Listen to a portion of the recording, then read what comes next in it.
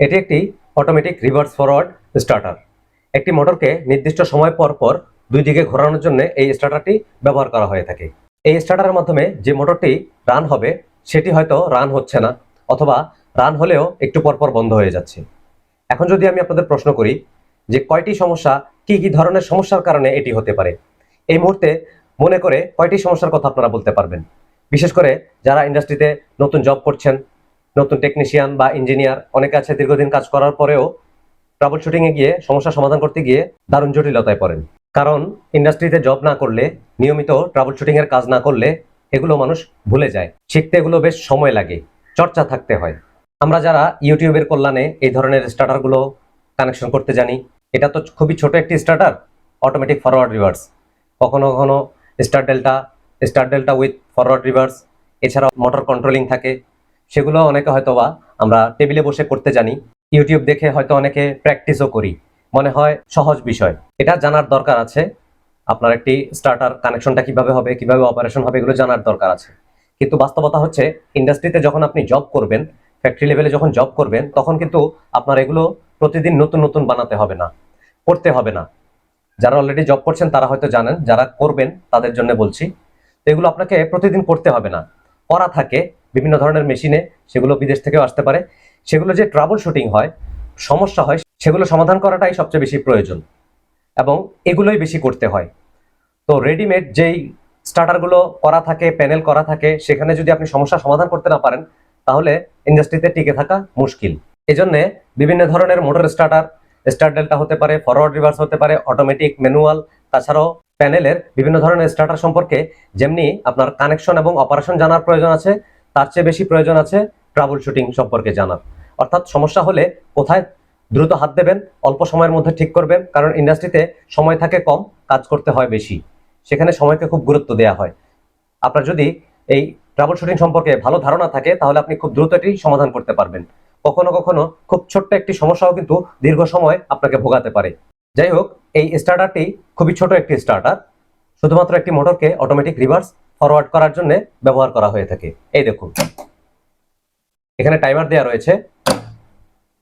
নির্দিষ্ট সময় পর পর একবার রিভার্সের কন্টাক্ট ধরবে, একবার ফরওয়ার্ডের কন্টাক্ট ধরবে। এখানে ডুয়েল টাইমার ব্যবহার করা হয়েছে। মোটরের সেফটির জন্য ওভারলোড রিলে ব্যবহার করা হয়েছে। সাথে একটি লিমিট সুইচও রয়েছে। এই লিমিট সুইচ একের অধিকও থাকতে পারে কোনো কোনো স্টার্টারে, মেশিনের অবস্থা বুঝে। তো এই ছোট একটি স্টার্টারে কত ধরনের প্রবলেম হতে পারে, কতগুলো কারণ হতে পারে, তা হয়তো আপনাদের অনেকেরই ধারণা নেই। শুনলে হয়তো অবাক হবেন, এই ছোট একটি সমস্যা 10 থেকে 15টা কারণ হতে পারে। আপনারা হয়তো এর মধ্যে কয়েকটি কারণ জানেন, কিছু কারণ আছে জানলেও ভুলে যান প্র্যাকটিস না থাকার কারণে। তো মনোযোগ দিয়ে শোনার চেষ্টা করবেন, একটু নোট রাখবেন যারা বিশেষ করে নতুন। এগুলো কিন্তু আপনার ট্রাবল শুটিং করতে গিয়ে মোটামুটি মাথায় রাখতে পারলে আপনার কাজ করাটা অনেক সহজ হয়ে যাবে, দ্রুত হয়ে যাবে। সবচেয়ে বেশি যে কমন প্রবলেমগুলো হয় তার মধ্যে একটি হচ্ছে সুইচের প্রবলেম হয়। বিশেষ করে সুইচ, ম্যাগনেটিক কন্টাক্ট কিংবা ওভারলোড রিলের যে নর্মালি ক্লোজ কন্টাক্টগুলো থাকে সেগুলো ওপেন হয়ে যায়। সেটা হতে পারে একবারেই হয়ে যেতে পারে, অথবা একটু পর পর হতে পারে। হয়তো একটু ঝাঁকি লাগছে বা চলছে, কিছুক্ষণ পরে ময়লা জমে গেছে, দীর্ঘদিন পুরাতন হয়ে গেছে, তখন দেখা গেছে এটির যে কন্টাক্টটি ক্লোজ থাকার কথা সেটি ক্লোজ থাকছে না। আর আপনারা জানেন স্টপ করার জন্য আমরা যে স্টপ সুইচটি ব্যবহার করি, সাধারণত এটির ক্লোজ কন্টাক্টটি আমরা ব্যবহার করে থাকি। সেক্ষেত্রে মেন কন্ট্রোলিং এর পাওয়ারটি যদি সুইচের ক্লোজ কন্টাক্ট দিয়ে যায় এবং এই ক্লোজ কন্টাক্টটি যদি ওপেন হয়ে যায়, এটি যেহেতু নর্মালি ক্লোজ থাকার কথা, সেটি যদি চলতে গিয়ে ওপেন হয়ে যায়, সেক্ষেত্রে পুরো সার্কিটটি স্টপ হয়ে যাবে। অনেক সময় হয় কি, মেশিন ঝাঁকাতে থাকে, ভাইব্রেশন হয়, মেশিনের সাথে মোটর থাকে, আরো আদার্স বেশ কিছু মেকানিজম থাকে, এই প্যানেলটিও হয়তো মেশিনের বডিতে লাগানো থাকে, তখন ঝাঁকি লাগে। ঝাঁকি লাগার কারণে এটি পুরাতন হলে দেখা গেছে যে ক্লোজ কন্টাক্টটি হঠাৎ ওপেন হয়ে যায়, কিন্তু এটি ক্লোজ থাকার কথা। আপনি মেশিনে গিয়ে মিটার দিয়ে টেস্ট করে দেখলেন সব ঠিক আছে, সুইচটিও ঠিক আছে, ক্লোজ কন্টাক্টগুলো ঠিক আছে। তো দেখা যায় কি, পুরাতন হলে এই ক্লোজ কন্টাক্টটি হঠাৎ ওপেন হয়ে যায়, আবার নিজে নিজেই ক্লোজ হয়ে যায়।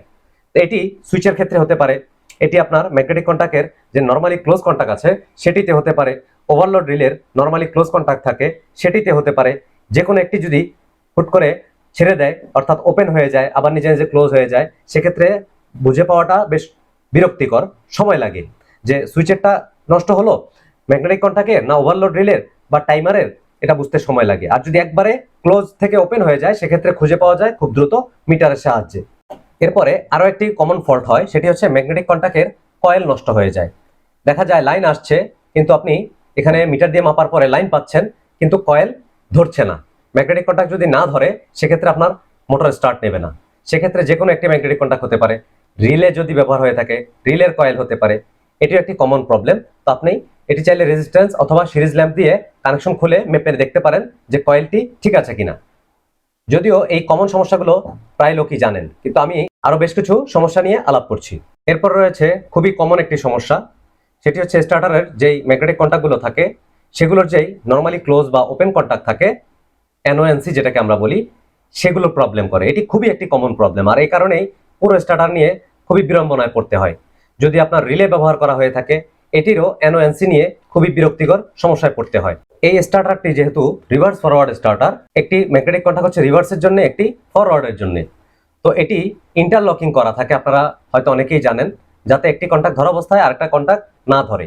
তো এই কন্টাক্টের নর্মালি ক্লোজ দিয়ে এটির কয়েলে লাইন যায়, আর এটির নর্মালি ক্লোজ দিয়ে এটির কয়েলে লাইন যায়। এখন যদি কোনো কারণে এটি একবার ধরার পরে আবার যখন ছাড়বে তখন যদি ক্লোজটি ক্লোজ না হয় তাহলে পরবর্তী কন্টাক্টটি কিন্তু চালু হবে না, কারণ এটির ক্লোজ দিয়ে কিন্তু এটির কয়েলে কানেকশন গিয়েছে। আবার এই সেম সমস্যাটি কিন্তু এটির ক্ষেত্রেও দেখা দেবে। সেক্ষেত্রে আপনারা কি করতে পারেন, কানেকশন খুলে নিয়ে মিটার দিয়ে চেক করতে পারেন যে আপনার নর্মালি ক্লোজটি ক্লোজ আছে কিনা অথবা ওপেনটি ওপেন আছে কিনা। এরপর হচ্ছে রিলে। যদি আপনার স্টার্টারে রিলে ব্যবহার করা হয়, সেটি স্টার ডেল্টা হতে পারে, ফরওয়ার্ড রিভার্স হতে পারে, কিংবা অন্যান্য মোটর অপারেশনের জন্য হতে পারে। যদি রিলে ব্যবহার করা হয় একটি কমন প্রবলেম পাবেন, সেটি হচ্ছে রিলে গরম হয়ে যাওয়া। দেখা গেছে যেই এনভায়রনমেন্টে আপনার মেশিনটি চলছে বা কন্ট্রোল বক্সের ভিতরে কুলিং ফ্যানটি নষ্ট হয়ে গেছে বা কুলিং ফ্যান নেই, সেক্ষেত্রে প্রচুর গরম হতে পারে মেশিন এরিয়ার কারণে অথবা বাহিরের তাপমাত্রার কারণে। যখন খুবই গরম হয় ওয়েদার, তখন এই রিলে কিন্তু ফল্ট করতে পারে। তার কারণ হচ্ছে রিলেতে রয়েছে ইলেকট্রোম্যাগনেটিক কয়েল। এটি গরম হয়ে গেলে এর চৌম্বকীয় শক্তি কিন্তু কমে যায়, তখন সে এই পিনগুলোকে সঠিকভাবে টানতে বা ছাড়তে পারে না। এ কারণে এর নর্মালি ওপেন এবং নর্মালি ক্লোজটি সঠিকভাবে কাজ করে না। যদি সেম রিলে আপনার প্যানেলে থাকে তাহলে এক্সচেঞ্জ করে দিতে পারেন, অথবা খুলে নিয়ে একটু ঠান্ডা করে দিয়ে দেখতে পারেন। যদি সমস্যার সমাধান হয় ধরে নিতে হবে এখানে ওভারহিট হচ্ছে, সেক্ষেত্রে আপনাকে প্যানেলটি কুলিং এর ব্যবস্থা করতে হবে, অথবা রিলে যদি বেশি দুর্বল হয়ে যায় সেক্ষেত্রে রিলে পাল্টিয়ে দিতে হবে। এরপরে একটি সমস্যা পাবেন আপনারা, সেটি হচ্ছে মোটর অটোমেটিক স্টপ হয়ে যাচ্ছে। তার কারণ হচ্ছে এর যে ওভারলোড রিলে রয়েছে সেটি ট্রিপ করছে। এখন ওভারলোড রিলে কেন ট্রিপ করে সেটা হয়তো আপনারা অনেকেই জানেন। সংক্ষেপে বলছি, ওভারলোডের মধ্য দিয়ে যত সেটিং করা কারেন্ট থাকবে তার চেয়ে বেশি পরিমাণ কারেন্ট নিলে এটি ট্রিপ করবে, এবং এটি ট্রিপ করার মাধ্যমে মোটরটি পড়ে যাওয়ার হাত থেকে রক্ষা করবে। তো যদি বারবার ওভারলোড রিলে ট্রিপ করে, এটি চালু করার আগে অবশ্যই দেখে নেবেন যে মোটর ওভার কারেন্ট নিচ্ছে কিনা, বা নিলে কেন নিচ্ছে। তো এর বেশ কিছু কারণ থাকতে পারে। মোটর নিয়ে যদি এখন আলোচনা করতে যাই, মোটর নিয়ে আলাদা একটি পর্ব করতে হবে, হয়তো পরবর্তীতে করব। মোটর নিয়ে অনেক আলোচনা করার বিষয় আছে, আমি সংক্ষেপে কিছু বলছি। ধরুন আপনার মোটরটি অতিরিক্ত হিট হচ্ছে, কেন? মোটরের বিয়ারিং নষ্ট থাকতে পারে, মেকানিক্যাল জ্যাম থাকতে পারে, মোটরের সাথে মেশিনের যেই মেকানিক্যাল অংশগুলো লাগানো রয়েছে যার মাধ্যমে মেশিনটি অপারেশন হয় সেগুলোর কোনো একটি অংশে জ্যাম থাকতে পারে। আপনি মোটরটি প্রথমে যেভাবে চালাতেন হয়তো পরবর্তীতে এই মোটরের সাথে আরো বেশ কিছু অ্যাটাচমেন্ট দিয়ে লোড বেশি দিয়ে ফেলেছেন, যেটা মোটরের জন্য সঠিক নয়। এ কারণেও মোটর অতিরিক্ত কারেন্ট নিতে পারে। অথবা আপনার যদি মোটরে সঠিক লাইন ভোল্টেজ না পায়, যে ভোল্টেজটি পাওয়ার কথা সেটি যদি না পায়, সেটি সিঙ্গেল ফেজ হতে পারে, 3 ফেজ হতে পারে, সেক্ষেত্রে মোটর গরম হবে, অতিরিক্ত কারেন্ট নেবে। যদি কোনো কারণে মোটর একটি ফেজ লস হয় সেক্ষেত্রেও কিন্তু মোটর অতিরিক্ত কারেন্ট নিয়ে ওভারলোড ট্রিপ করবে। অনেক সময় এমনও দেখা যায় ছোট একটি প্রবলেম, হয়তো আপনার কোনো জুনিয়র টেকনিশিয়ান বা ইঞ্জিনিয়ার প্যানেলে কাজ করতে গিয়ে ছোট সমস্যাটা ধরতে পারেনি। এখানে দেখা গেছে যে ওভারলোড রিলেতে যে এম্পিয়ার সেটিংটি থাকে, নবটি থাকে, সেটি ঘুরিয়েছে, অথবা কোনো কানেকশন ঘুরিয়েছে, ঘোরানোর পরে আবার সঠিক জায়গায় রাখতে পারেনি, ভুল কানেকশন করে ফেলেছে, অথবা ওভারলোড রিলের যে এম্পিয়ার সেটিংটি আপনার মোটরে যত এম্পিয়ার নেওয়ার কথা সেই অনুযায়ী হয়তো সেটিং করা ছিল, তিনি হয়তো বা সেটিংটি নেড়ে আবার কমিয়ে দিয়েছেন, সেক্ষেত্রে এটি ট্রিপ করতে পারে। এখানে একটি বিষয় আপনাদের বলে রাখি, আমি যে সমস্যাগুলো বলছি এগুলো আপনারা কিছু আছেন আপনারা পরিচিত, কিছু আছে যে আপনারা সমস্যাগুলো জানেন কিন্তু প্র্যাকটিস না থাকার কারণে ভুলে গেছেন। তবে আমি যেগুলো বলছি এর মধ্যে কিছু নতুন জিনিস হয়তো আপনারা জানতে পারবেন, যেগুলো আসলে বই পুস্তকের সাথে মিল নাও থাকতে পারে, থিওরির সাথে মিল নাও থাকতে পারে। আমি যে কয়টা কথা বলবো এগুলো হচ্ছে একদম বাস্তব অভিজ্ঞতা। আমার ইন্ডাস্ট্রিতে জব করার অভিজ্ঞতা প্রায় 18 বছর। প্রতিদিন নানা রকমের সমস্যা আমি নিজে ফেস করেছি, বা আমার জুনিয়র যারা তারা করতে গিয়ে ফেস করেছে, তাদের শেখাতে গিয়ে আমি দেখেছি। তো যেই সমস্যাগুলো আমি প্রতিদিন ফেস করেছি সেগুলোই কিন্তু আমি আমার ভাষায় বলছি। হয়তো বই পুস্তক বা থিওরির সাথে মিল নাও থাকতে পারে, এবং বেশ কিছু সমস্যা পাবেন যেগুলো আসলে থিওরিতে পাবেন না, একদম বাস্তবে ইন্ডাস্ট্রিতে জব করলেই আপনি পাবেন। যেমন এটি একটি বললাম, আপনার কোনো একজন জুনিয়র বা কোনো একজন নতুন টেকনিশিয়ান কাজ করতে গিয়ে ভুলে সেটিং করে রেখে আসলো, অথবা কানেকশন ওলট পালট করে আবার ভুল কানেকশন করে রেখে চলে আসলো, সেটি হয়তো অনিচ্ছাকৃত। পরবর্তীতে সমাধান না হওয়ার কারণে হয়তো আরো একজন সিনিয়র গেল, সে করতে গিয়ে সঠিক তথ্যটা জানা নেই যে কানেকশন সে ধরেছে কিনা বা এখানে নেড়েছে কিনা, সেই তথ্যটি জেনে নেবেন আগে যিনি কাজ করেছেন। জানা না থাকলে, অভিজ্ঞতা থাকলে অবশ্যই তিনি এটি ধরতে পারবেন। এরপর ওভারলোড রিলে যদি দীর্ঘদিন ব্যবহার হওয়ার কারণে দুর্বল হয়ে যায়, পুরাতন হয়ে যায়, সেক্ষেত্রে এটি ট্রিপ করতে পারে। এগুলো একদম বাস্তব অভিজ্ঞতা থেকে আমি বলছি। এরপরে আরো একটি কমন প্রবলেম পাবেন, সেটি হচ্ছে দেখা গেছে ম্যাগনেটিক কন্ট্যাক্টটি ধরবে এবং ছাড়বে, এটি হচ্ছে তার নর্মাল অপারেশন। কিন্তু অনেক সময় এটি ধরে আছে কিন্তু আর ছাড়ছে না। এটার কয়েকটি কারণ থাকতে পারে। একটি হচ্ছে এর ভিতরে যে বডি থাকে সেটি বেশিরভাগ সময় ভেঙে যায়, এটি হচ্ছে এর মুভিং পার্টস। এর সাথে স্প্রিং থাকে এবং স্প্রিং এর ধাক্কায় এটি উপরের দিকে ওঠে এবং কয়েলের চুম্বকের শক্তিতে এটি ভিতরের দিকে যায়। তো স্প্রিংটি যদি দীর্ঘদিন ব্যবহারের কারণে পুরাতন হয়ে যায়, ভেঙে যায়, সেক্ষেত্রে এটি আর উপরের দিকে ঠেলে উঠতে নাও পারে, এই যেভাবে ঠেলে ওঠার কথা। তো সেটি যদি না উঠে তখন আপনার অপারেশনটি কমপ্লিট হবে না। ম্যাগনেটিক কন্ট্যাক্ট ধরে থাকবে, এটির কারণে এই কন্ট্যাক্টটি ধরবে না, অথবা এটি যদি আটকে থাকে এটির কারণেও এটি ধরবে না। তো যে সমস্যাটা প্রায় হয় সেটি হচ্ছে স্প্রিং নষ্ট হয়, অথবা এর যে বডি থাকে যেটি মুভিং পার্টস, এই পার্টসটি অনেক সময় ভেঙে যায়। দীর্ঘদিন চলার কারণে, বাড়ি লাগতে লাগতে কিংবা ওভারহিটে কিংবা পুরাতন হওয়ার কারণে এর যে কেসিং থাকে বডিটি, এটি ভেঙে যায়। কোনো একটি অংশ ভেঙে যাওয়ার কারণে এটি কি হয়, ভিতরে আটকে যায়। আটকে গেলে এটি যখন এভাবে ধরে রাখে, ছাড়তে চায় না, তখন কিন্তু অন্য অপারেশনগুলো কমপ্লিট হয় না। অনেক সময় এই ম্যাগনেটিক কন্ট্যাক্টের যে পাওয়ার পয়েন্টগুলো থাকে, কানেক্টরগুলো থাকে, সেগুলো ক্ষয় হয়ে যায় দীর্ঘদিন চলার কারণে। এই যে এখানে পাতগুলো দেখতে পাচ্ছেন, এই তিনটি কিন্তু মেইন পাত, যেটির মাধ্যমে 3 ফেজ আউটপুট হয়। বাকি দুই পাশের দুটি হচ্ছে অক্সিলারি, এনও এনসি। এই যে দেখুন এখানে বেশ কিছু পাত রয়েছে, এগুলো হচ্ছে এই কন্ট্যাক্টের ভেতরের পাত। এগুলো যদি ক্ষয় হয়ে যায় তখন কি হয়, সঠিক কানেক্টিভিটি হয় না। না হওয়ার কারণে স্পার্ক করে এবং মোটর ওভার কারেন্ট নেয়। কখনো কখনো দেখা যায় দুটি পাত ঠিকমতো কাজ করছে, একটি কাজ করছে না। না করার কারণে মোটরের দুটি ফেজ সম্পূর্ণ যায়, একটি ফেজ কখনো যায় কখনো যায় না। এ কারণে মোটর অতিরিক্ত কারেন্ট নেয়, তখন ওভারলোড ট্রিপ করে। আরো কিছু সমস্যা বলছি, তার আগে বলে নেই আজকের ভিডিওটি কিন্তু কোনো প্র্যাকটিক্যাল টিউটোরিয়াল নয়। এই স্টার্টারটি কিভাবে কানেকশন করবেন, কিভাবে কাজ করে, তা নিয়ে কিন্তু আজকের আলোচনা নয়। আজকের মূলত আলোচনা হচ্ছে ট্রাবল শুটিং নিয়ে। তো এই কারণে আমি কানেকশন দেখাচ্ছি না, বা কোনটি কিভাবে কাজ করে সেটি দেখাচ্ছি না, কারণ এই রিভার্স ফরওয়ার্ড বেশ কমন একটি সার্কিট, এটি প্রায় সকলেই জানেন। তারপরেও যদি জানার ইচ্ছা থাকে, আমার পূর্বেই এই রিভার্স ফরওয়ার্ড নিয়ে একটি ভিডিও রয়েছে, চাইলে দেখে নিতে পারেন। আর কারো যদি এই ধরনের স্টার্টার বানাতে হয়, কোনো মেশিনের প্যানেল বানাতে হয়, যারা নিজে নিজে মেশিন বানান ইউটিউব দেখে, তাদের যদি কোনো ধরনের সাপোর্ট লাগে, আমি দিয়ে থাকি, মালামাল দিয়ে থাকি, কানেকশন করে দিয়ে থাকি। অনেক ধরনের মালামাল আমার কাছে রয়েছে, আমি নিজেও মেশিন তৈরি করি, সারা দেশেই মালামাল পাঠাই। চাইলে ফোন দিতে পারেন, হোয়াটসঅ্যাপ নাম্বার দেওয়া রয়েছে। এরপর ধরুন লিমিট সুইচ। লিমিট সুইচ তো আপনারা সবাই চেনেন। এই যে দেখুন, এই যে লিমিট সুইচটি, তো এই লিমিট সুইচটি কিন্তু আমার এই স্টার্টারের সাথে কানেকশন করা আছে। আমি একটু চালিয়ে দেখাচ্ছি। দেখুন স্টার্ট দিয়েছি, আমার একবার এটি ধরবে, একবার এটি ধরবে। এখানে টাইম সেট করা রয়েছে, 2 সেকেন্ড করে সেট করে দিয়েছি আমি। এখন দেখুন এই লিমিট সুইচটি আমি চেপে ধরলে কি হয়। দেখুন এটি আমি চেপে ধরেছি, এখন আমার কন্ট্রোলার কিন্তু কাজ করছে না। টাইমারের লাইন আছে কিন্তু ম্যাগনেটিক কন্ট্যাক্ট কাজ করছে না, কারণ এই ম্যাগনেটিক কন্ট্যাক্টের যে কয়েলের লাইন সেটি কিন্তু এই সুইচ হয়ে গিয়েছে। আমি সুইচটি ছেড়ে দিচ্ছি, এই দেখুন দেওয়ার সাথে সাথে আমার সার্কিট আবার কমপ্লিট। দেখুন এই স্টার্টারে আপনি সব দেখে ফেলেছেন, কোথাও কোনো সমস্যা পাচ্ছেন না। এখানে তো আপনি দেখতে পাচ্ছেন এভাবে একটি প্যানেল, এর মধ্যে এই কয়েকটি ডিভাইস রয়েছে। কিন্তু মেশিনে যখন যাবেন তখন কিন্তু এত ইজি থাকবে না, বিষয়গুলো আর একটু জটিল থাকবে। যেমন একটি মেশিনে বেশ কিছু মেকানিজম থাকবে, ক্যাম থাকবে, চেইন থাকবে, ডোর থাকবে, তারপরে কিছু জায়গায় সেফটি গার্ড থাকবে, এসব জায়গায় দেখবেন আপনি মাইক্রো সুইচ অথবা এই ধরনের লিমিট সুইচ পাবেন। যে সুইচগুলো এই প্যানেলের ভেতরে থাকবে না, মেশিনের সাথে সাথে থাকবে। কখনো কখনো সেন্সর থাকবে, সেন্সরের সাথে রিলে থাকবে, সেন্সরটা হয়তো মেশিনে অ্যাটাচ থাকবে, তার কানেকশনটা আসবে কন্ট্রোল সার্কিটে অর্থাৎ স্টার্টারে, রিলের মাধ্যমে হতে পারে, সরাসরি হতে পারে। তো সেক্ষেত্রে আপনি শুধু স্টার্টারে ফোকাস দিলেই হবে না, এই স্টার্টারের সাথে যতগুলো আরো ডিভাইস ব্যবহার করা হয়েছে, লিমিট সুইচ কিংবা সেন্সর, সেগুলো চেক দিতে হবে। খেয়াল করলেন একটু আগে যে এই লিমিট সুইচটা আমি চাপ দেওয়ার কারণে আমার পুরো সার্কিটটি কিন্তু অফ হয়ে গেছে। তা আপনি পুরো সার্কিটে সব তন্ন তন্ন করে খুঁজে ফেললেন, এনওএনসি ঠিক আছে, টাইমার ঠিক আছে, সব ঠিক আছে, কিন্তু সমস্যা পাচ্ছেন না।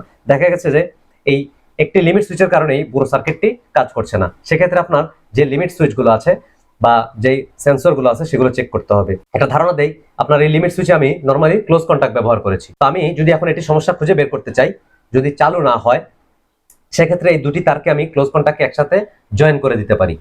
দেওয়ার পরে যদি দেখি চালু হয়, তার মানে আমার একটি সুইচের কারণে শুধুমাত্র এই পুরো সার্কিটটি ইনকমপ্লিট ছিল, চালু হয়নি। যদি ওপেন কন্টাক্ট থাকে সেক্ষেত্রে ওপেনটি ক্লোজ করতে পারি, ক্লোজ থাকলে ক্লোজটি আসলে ক্লোজ আছে কিনা এটি চেক করে শর্ট করে দিতে পারি টেম্পোরারি চেক করার জন্য। তো এখানে আমার হাতে একটি লিমিট সুইচ, আপনি হয়তো মেশিনে গিয়ে দেখা গেছে 4টি 5টি লিমিট সুইচও পেতে পারেন। মেশিনের সেফটির জন্য অনেক সময় সেফটি গার্ড দেয়া থাকে, ডোর দেয়া থাকে। দেখা গেছে যে একজন অপারেটর মেশিনে হাত দিচ্ছে, তখন সেফটি গার্ডটি তুলে নিচ্ছে যাতে কোনো কারণে অ্যাক্সিডেন্ট না হয়। তো সেই মুহূর্তে সেফটি গার্ডটি তোলা অবস্থায় লিমিট সুইচের ওপেন কন্টাক্ট ব্যবহার করা রয়েছে, ডোরের সাথে হয়তো এটি চাপ দেয়া থাকে, ক্লোজ থাকে, সার্কিটটি কমপ্লিট হয়। এখন অপারেটর ডোর তোলার কারণে বা সেফটি গার্ড তোলার কারণে লিমিট সুইচটি ওপেন হয়ে আছে, ওপেন হওয়ার কারণে সার্কিটটি কমপ্লিট হয় নাই। এখন আপনি পুরো প্যানেলটি তন্ন তন্ন করে খুঁজে ফেললেন, পেলেন না। তার কারণ হচ্ছে আপনি রেগুলার প্র্যাকটিস নেই। হয়তো বা কি প্রবলেম হতে পারে ভাবছেন, খালি একটি মোটর ঘোরে না, এই জন্য আর কি বা হতে পারে, কিন্তু ছোট ছোট প্রবলেমগুলোও কিন্তু আপনাকে ভোগাতে পারে। আপনি তখন যদি সেফটি গার্ডটি নামিয়ে দেন, অনেক সময় অপারেটর তুলে রাখে ভুলে, টেকনিশিয়ানরা তুলে রাখে, নামিয়ে দেন, তাতেও যদি কাজ না হয় লিমিট সুইচের তারটি শর্ট করে দিতে পারেন। সার্কিট সমস্যাগুলো অনেক সময় এভাবে আপনারা পেয়ে যাবেন, সেটি সেন্সরের ক্ষেত্রেও হয়তোবা, রিলের ক্ষেত্রেও হয়তোবা। তো একের অধিক লিমিট সুইচও কিন্তু মেশিনে থাকতে পারে, এগুলো আপনারা মাথায় রাখবেন। এরপরে হচ্ছে ওয়্যার ফল্ট, অর্থাৎ তার যদি নষ্ট হয়ে যায়। দেখে হয়তো মনে হবে তার ঠিক আছে, অনেক মেশিনে দেখবেন অয়েল পড়তে থাকে। আমরা মেশিনে স্মুথ রান করার জন্য মেকানিক্যাল অংশগুলোতে অপারেটররা কিংবা টেকনিশিয়ানরা মোবিল, যেটাকে আমরা মোবিল বলি, সেটা দিয়ে থাকি, গ্রিস দিয়ে থাকি, তেল দিয়ে থাকি। অনেক সময় ক্লিনিং এর সময়ও তেল ব্যবহার করা হয়ে থাকে। সেই তেলগুলো অনেক সময় চলে আসে প্যানেলের ভেতরে লিক করে। তখন কি হয়, এই তারগুলো তেলের সংস্পর্শে দীর্ঘদিন থাকার কারণে তারের ইনসুলেশন কিন্তু হার্ড হয়ে যায়, শক্ত হয়ে যায়, শক্ত হয়ে গিয়ে ইনসুলেশন ফেটে যায়, ভিতরের ওয়্যার নষ্ট হয়ে যায়। অনেক সময় একটা তারের সাথে আরেকটা তার ইনসুলেশন ফেটে শর্ট হয়ে যায়। অনেক সময় অয়েল প্রবেশ করে আপনার ম্যাগনেটিক কন্টাক্ট কিংবা ব্রেকার অথবা আদার্স ডিভাইসের মধ্যে।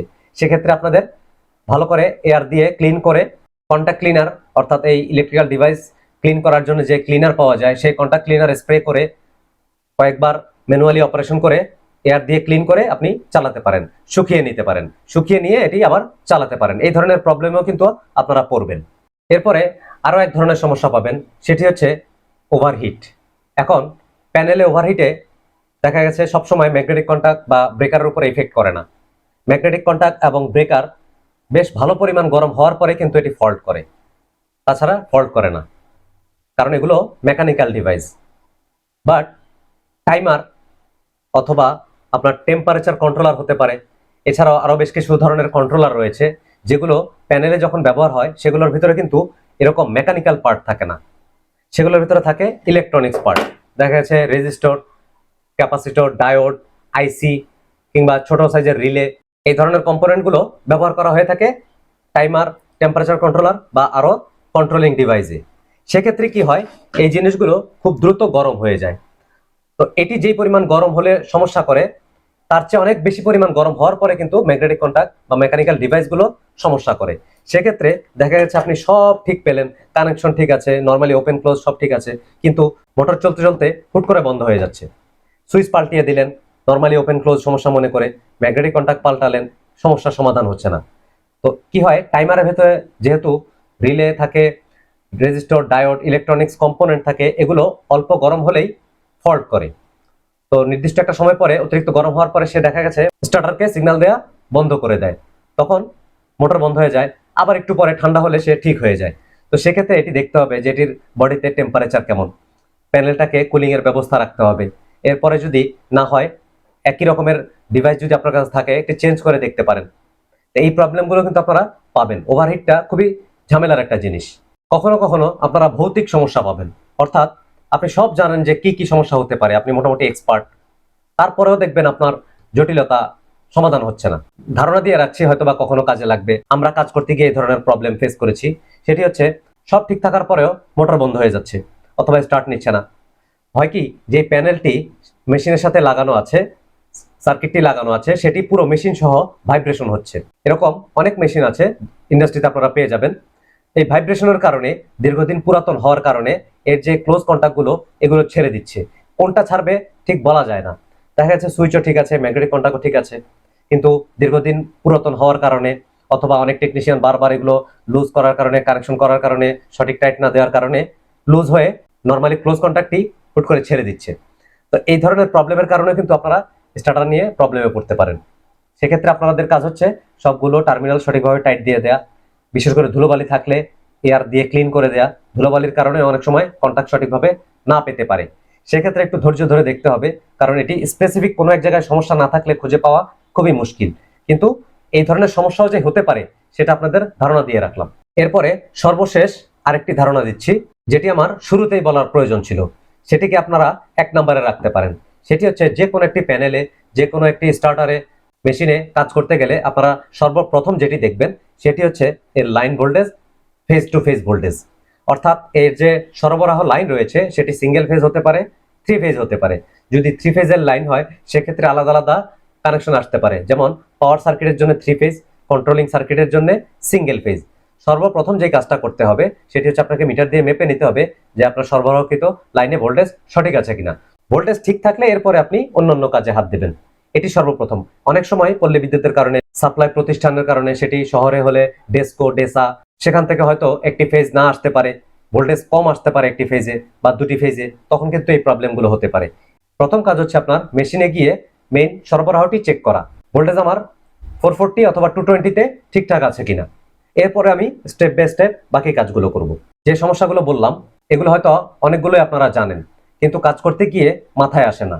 এবং আমি নতুন কিছু সমস্যার কথাও বলেছি যেগুলো হয়তো আপনারা এর আগে শোনেননি। তো এই সমস্যাগুলো আপনারা চাইলে আপনারা একটি ডায়েরিতে নোট রাখতে পারেন। মেশিনে যখন কাজ করতে যাবেন, যারা বিশেষ করে নতুন টেকনিশিয়ান বা ইঞ্জিনিয়ার, তাদের এগুলো কাজে আসবে। সহজে আপনি সমস্যাটা খুঁজে পাবেন। ইন্ডাস্ট্রিতে যত দ্রুত সমস্যার সমাধান করতে পারবেন তত বেশি আপনি গুরুত্বপূর্ণ হয়ে উঠবেন। কারণ ইন্ডাস্ট্রিতে সময়ের খুবই দাম, প্রোডাকশন বন্ধ থাকলে অনেক লস হয়। তো আপনার যদি সঠিক ধারণা থাকে কোথায় হাত দেবেন, সেক্ষেত্রে আপনার দীর্ঘ সময় নষ্ট হবে না, এটা ওটা চেঞ্জ করার প্রয়োজন পড়বে না। তো এই জিনিসগুলো ছাড়াও আপনি নিত্য নতুন সমস্যায় পড়তে পারেন। তবে বেশ কিছু আমি প্রায় 10 থেকে 15 রকমের সমস্যার কথা বলেছি, যেগুলো নোট করে রাখলে আপনাদের প্র্যাকটিক্যাল কাজ করতে গিয়ে দারুণ উপকারে আসবে। ভিডিও হয়তো একটু লম্বা করে ফেলেছি, আসলে আপনারা যেন ক্লিয়ার বোঝেন, মুখস্থ না করেন, এজন্য আমি একটু বেশি কথা বলি, বলতে ইচ্ছে হয়।